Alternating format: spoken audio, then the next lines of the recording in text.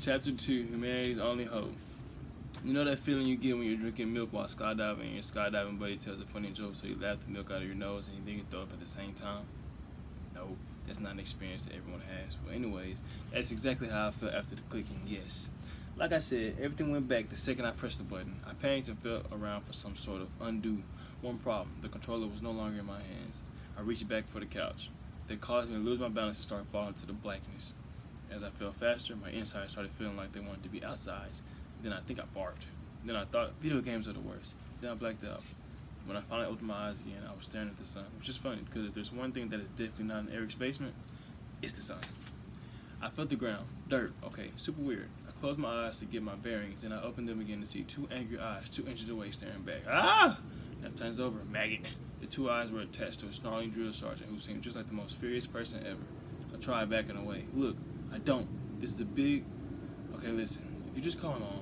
The drill sergeant did not seem interested in clearing things up, Mr. Grigsby. Instead, he picked me up by the neck just like a bully on TV would. Listen, maggot, I don't know how you got that blaster attached to your arm, but it's there now, and we're going to use it. The what attached to my what? I looked down. A blaster attached to my arm, where my left hand should be. Ah! My screaming did nothing to stop the drill sergeant from continuing his little speech. Blast the alien scum back to wherever rock they came from. You are humanity's only hope for this planet. Your mission will be long. Your mission will be difficult. Your mission will probably be deadly, but I continued screaming through the rest of the speech. After a few more minutes of talking about how I was probably going to die, the drill sergeant let me go. I sat on the ground, hyperventilating and trying to tear the blaster from my arm. Over my breathing, I heard the sergeant start talking again, to walk around. I looked up at him. What was that? He stared angrily for a few seconds before repeating himself. Move the C-stick to walk around. I blinked a couple times. Listen, I don't know what this is supposed to be, but you gotta help me. He stared back. I took a few steps closer. I'm not supposed to be. Good. And I pressed A to jump. I squinted at him. Are you even listening to me? He didn't react.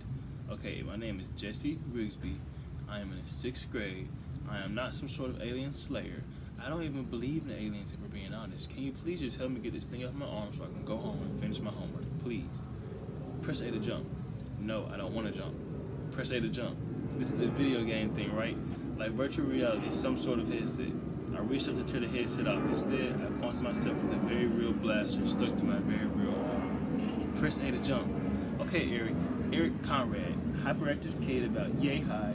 He's the one who brought me here. You've seen him, right? Press A to... Fine, I jumped. Happy now? Well done. Now it's time to blast some aliens. Follow me. No, it is certainly not time to blast some aliens. I yelled after the drill sergeant. It's time to get back to math homework. Fractions. I'm supposed to be multiplying fractions. As usual, he ignored me. I finally huffed and followed him. What else could I do? He led me through an empty military base, past rows of barracks to a firing range. He picked up a gun of his own, opened the gate for me, and led me to a stall. 10 yards in front of me stood a cardboard cutout of a man-sized praying mantis. This is where you learn how to use your blaster. I very much don't want to use my blaster. Press B to fire. That's another thing. You keep telling me to press all these buttons, but what am I supposed to do if I don't have a controller? I did have a controller, but it disappeared when I fell into a weird alien place. So now what? Press B to fire.